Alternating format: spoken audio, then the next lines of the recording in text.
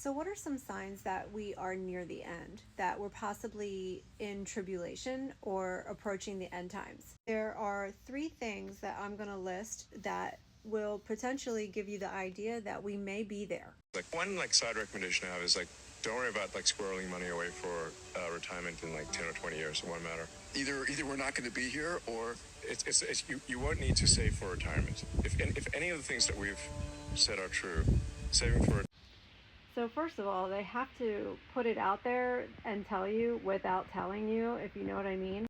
So, obviously, he knows something. I don't know what, but he's putting it out there that we don't need to save our money anymore for retirement. the rainbow. Strike one. Then Jesus said, now that you know about Noah, now you got to look at Lot. What do we know about Lot? It says that city was extremely wicked, and the entire region was wicked. But for some strange reason, it only brought out the sexual perversion. There was not a straight man in the city. Strike two. What month are You know we what in? the Bible says about Sodom and Gomorrah 3 times? It was their pride that caused them to go into that sin. So Jesus said, when you see these two elements at the top, 3, from Noah and Lot's day, when you see sexual perversion, number 1, when you see the rainbow being used, number 2, and when you see pride being used, number 3, that's the sign that I'm getting ready to come through the door. Wow. Pride and the rainbow are the 2 things that sexual perversion uses. And he said, when you see it like in Noah's day and Lot's day, guess what we have today? Same thing.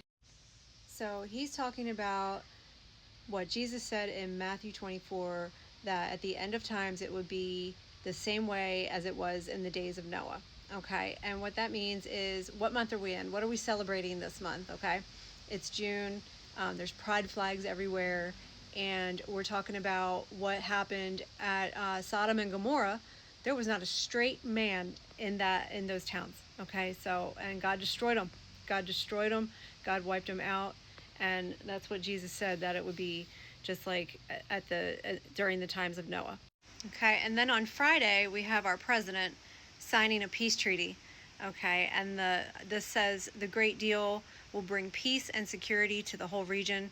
Many presidents have tried to make peace with Iran and have all failed before me. The leaders of the region have, and for the first time, found a president who can help them achieve real peace.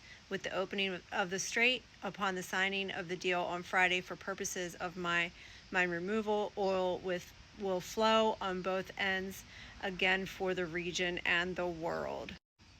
Also, there's this one. You can pause to read that one. Okay, so of course I'm taking you to scripture.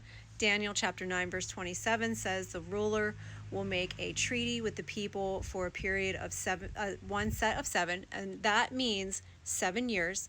But after half this time, he will put an end to the sacrifices and offerings. And as a climax to all his terrible deeds, he will set up a sacrilegious object that causes desecration until the fate decreed for this defiler is finally poured out on him. I mean, I don't know. If you know, you know, right? Sounds to me like it sounds. Listen, I'm not saying who the Antichrist is. I'm not saying who the false prophet is. I'm giving you scripture, and I'm giving you the signs and seasons that Jesus warned us about. So there you have it. There's 3 signs. Also, there will be wars and rumors of wars. Nations will go against nation. But the one thing that you need to know is that we do not know the time nor the hour. And Jesus said that. But we would know the seasons. And here we are in the seasons. But what you need to keep remembering is that he will come back like a thief in the night. And you need to be strong in your faith, not lukewarm. Otherwise, he will spit you out of his mouth. And you need to have oil in your lamps, and you need to stay ready. All right? Everybody have a blessed day.